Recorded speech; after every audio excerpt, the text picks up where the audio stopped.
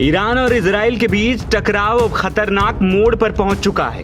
दोनों देश एक दूसरे पर मिसाइल और हवाई हमलों के जरिए अटैक कर रहे हैं, यानी दुनिया एक और युद्ध की ओर लगभग कदम बढ़ा चुकी है और ये युद्ध विश्व युद्ध की ओर भी बढ़ सकता है।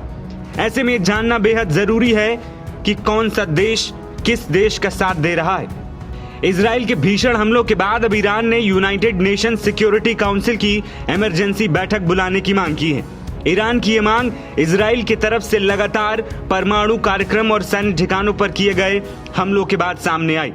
दोनों देशों के बीच बिगड़ते हालातों पर अब अरब देशों ने ईरान के साथ एकजुटता दिखानी शुरू कर दी है। इजराइल के भीषण हमलों के बाद इस्लामिक दुनिया में कई देशों ने ईरान के समर्थन का खुलकर ऐलान कर दिया है। कुछ देशों ने सख्त शब्दों में निंदा की है तो कुछ ने संतुलित रुख अपनाते हुए संयम की अपील की है। पाकिस्तान ने ईरान का साथ देने का ऐलान किया है। पाकिस्तान ने इजराइल की कार्रवाई को गैर कानूनी और उकसाने वाला बताते हुए ईरान के साथ एकजुटता जाहिर की। पाकिस्तान ने यह भी कहा है कि ईरान को आत्मरक्षा का अधिकार है और अंतर्राष्ट्रीय समुदाय को इजराइल की जवाबदेही तय करनी चाहिए। यह बयान साफ करता है कि पाकिस्तान खुलकर ईरान के पक्ष में खड़ा है। वहीं इराक और सऊदी अरब जैसे देश जिन्होंने हाल ही में ईरान से रिश्ते सुधारने शुरू किए थे, उन्होंने भी इजराइल के हमले की आलोचना की। इराक ने इसे क्षेत्रीय शांति के लिए खतरा बताया, जबकि सऊदी अरब ने इसे ईरान की संप्रभुता का उल्लंघन करार दिया।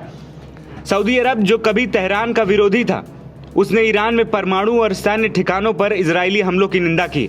सऊदी विदेश मंत्रालय ने एक बयान में कहा कि सऊदी अरब साम्राज्य ईरान के भाईचारे वाले इस्लामी गणराज्य के खिलाफ इजराइल के जबरदस्ती हमलों की कड़ी निंदा करता है, जो इसकी संप्रभुता और सुरक्षा को कमजोर करता है और अंतर्राष्ट्रीय कानूनों और मानदंडों का स्पष्ट उल्लंघन है।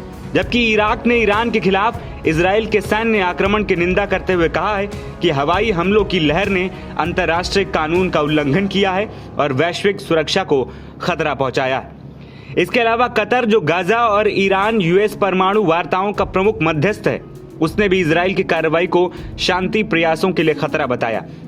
कतर के विदेश मंत्रालय ने आधिकारिक कतर समाचार एजेंसी को दिए गए एक बयान में कहा कि कतर इजरायली हमले की कड़ी निंदा करता है। उन्होंने कहा कि खतरनाक वृद्धि क्षेत्र की सुरक्षा और स्थिरता के लिए खतरा है और कूटनीतिक समाधान तक पहुंचने के प्रयासों में बाधा उत्पन्न करती। वहीं तुर्की, जो खुद को मुस्लिम दुनिया का अगुवा मानता है, उसने इजराइल को बर्बर और असंवैधानिक बताते हुए उसकी निंदा की। तुर्की सरकार के प्रवक्ता ओमर सेलिक ने कहा कि यह हमला गाजा में इजरायली कार्रवाई से दुनिया का ध्यान हटाने की कोशिश।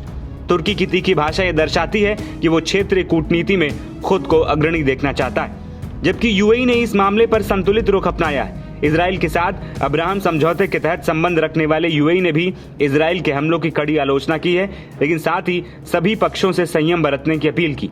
ओमान ने, जो ईरान और अमेरिका के बीच परमाणु वार्ता का मध्यस्थ है, इजराइल को चेताया है और कहा है कि यह हमला बेहद खतरनाक परिणाम ला सकता है। इजराइल और ईरान संघर्ष ने साफ कर दिया है कि पश्चिम एशिया एक बार फिर से दो खेमों में बंटता दिख रहा है। एक ओर अमेरिका और इजराइल है, दूसरी ओर ईरान और उसके सहयोगी इस्लामिक देश।